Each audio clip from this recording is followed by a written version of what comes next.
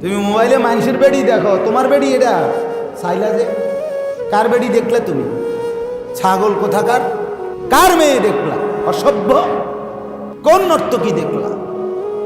ওই জানোয়ার তোমার চিনে? তুমি যে তার রূপ যৌবন দেখলা, মজা পাইলা, সে তো বিনিময়ে টাকা রোজগার করে, সে তো পয়সার কাঙ্গাল, সে তো তার রূপ বিক্রি করে, যৌবন বিক্রি করে, দেহ বিক্রি করে, সে তো বেশ্যা, সে তো পতিতা, সে তো অসভ্য। তুমি দেখলা, টাকাও গেল, শরীরও গেল, স্বাস্থ্যও গেল, যৌবনও গেল, যৌন শক্তিও গেল, সমাজের মানুষের কাছেও ছি ছি ধিক্কার পাইলা। এই ছেলেটা বেয়াদব, কোনো বেনামাজি, বেহায়া, অসভ্য। তুমি যদি রাতের গভীরে, রাত 2টায় সাতবব জমিনের নিচেও যদি অন্ধকারে উলঙ্গ ছবি দেখো, আল্লাহর কসম মনে রাখো, দুনিয়ার মানুষ ঠিকই কেউ দেখে নাই, কিন্তু মানুষ তোমাকে দেখে ঘৃণাই করবে, কারণ আল্লাহ তাআলা মানুষের দিলে নাফরমানের প্রতি ঘৃণা তৈরি করে দেয়। আমার শায়েখ আল্লামা মুফতি মুশতাকুন নবী সাহেব আরিফ বিল্লাহ হযরতকে আমি দেখছি, উনি তো বাংলাদেশি মানুষ, কিন্তু এই যে হজ্জের সফরে মক্কায় মদিনায় বহুবার দেখছি, আরো বহু দেশের মানুষ, অন্য দেশীয় লোক, কিন্তু ওরা তো ওনারে চেনে না, ওরা তো ওনার সাথে কথাও বলে না, কিন্তু চেহারার দিকে তাকাইও দেখছি মুসাফা করে, অর্থাৎ বোঝে এই চেহারা বলেই দেয়, না বললে কি সে কথা, চেহারাই বলে দেয় এটা কোন আল্লাহ ওয়ালার চেহারা। হ্যাঁ, আল্লাহর নবী বলেন, মান কাসুরা সালাতুহু হাসুনা ওয়াজহুহু, যার নামাজ যত বেশি তার চেহারার সৌন্দর্য তত বেশি। তাইলে এর উল্টাটা এবার বলো, যার গুনাহ যত বেশি তার চেহারার অসৌন্দর্য বেশি কিনা? প্রত্যেকটা গুনাহ চেহারার উপরে আসর করে, একটা একটা দাগ ফেলে দেয়, স্পট ফেলে দেয়। সাওয়াদান ফিল ওয়াজহ, হযরত আব্দুল্লাহ ইবনে আব্বাস বলেন, প্রত্যেকটা গুনাহ চেহারা কালো করে। যুলমাতান ফিল কলব, অন্তরকে অন্ধকার করে। ওয়াহানান ফিল বাদান, শরীরকে দুর্বল করে। দাইকান ফির রিজক, রিজিক খাবার দাবারের মধ্যে অরুচি, খাবার দাবারের মধ্যে আপনার সংকীর্ণতা এনে দেয়। বুগদাতান ফিল কুলুবিল খালক, মানুষের অন্তরে ঘৃণা তৈরি করে। এই 5টা ক্ষতি, প্রতিটা গুনাহ কয়টা ক্ষতি করে? 5। কয়টা? 5। চেহারা কালো করে, অন্তর অন্ধকার করে, শরীর দুর্বল করে, রিজিক কমিয়ে দেয়, খানা দানা ভাল লাগে না, এবং মানুষের অন্তরে ঘৃণা তৈরি করে। এই মানুষের দেখলে, সামনে না হোক তা পিছনে হোক, মানুষে মন্তব্য করে, দেখলেই মনে হয় আরে দেখলেই পুট্টা ঘরের মতো মনে হয়, ঠিক কিনা? দেখছো, তারে চা দেখলে মনে হয় বাবা খো, ডাল খো, মদ খো, বুঝলেন? আমি তো আমারে বলছি এরকম লোক, হুজুর ওটা দেখছেন বিরাট ভারী গেছে, সব দিয়ে হুজুর সুদের টিয়া, সিটারের টিয়া, এমনি কয় মানুষ। তাহলে আবার তুমি মনে করো 100 কোটি টাকা দিয়ে বাড়ি করলি, পৃথিবীর সবচেয়ে দামি টাইলস লাগাইলি, পিছন দিয়া গ্রামের মানুষ আইতে দেখো ও সিটারের টিয়া নাই, সুদের টিয়া না, বাটফারির টিয়া না, তো কি লাভ হয়েছে আপনার? এই টাইলস তো খুইয়া খুইয়া পড়ে,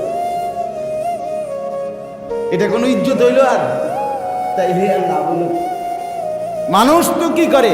ঘৃণা করে, মানুষ তো ঘৃণা করে বাপ।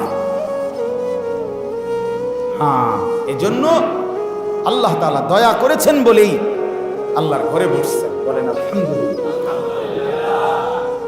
দিল থেকে ফিকির করে, কি বলবো আমি, আসলে কি বয়ান করা? মূল বয়ান এটাই বাবা, জওয়ান ভাই সবাই মিলে চেষ্টা করেন নিজেকে চরিত্রবান বানান, চরিত্রবান বানান, নিজের জীবন সুন্দর করেন। আল্লাহকে মানলেই সুন্দর, নামাজ পড়লেই সুন্দর, মানুষের চোখেও সুন্দর, আল্লাহর চোখেও সুন্দর, দুনিয়াতেও সুন্দর, আখিরাতেও কি সুন্দর। রাসূলুল্লাহ সাল্লাল্লাহু আলাইহি সাল্লাম বলেন, যাকে মুমিনরা মুসলমানরা ভালো বলে, আল্লাহ তাআলাও কি হিসাবে গ্রহণ করে?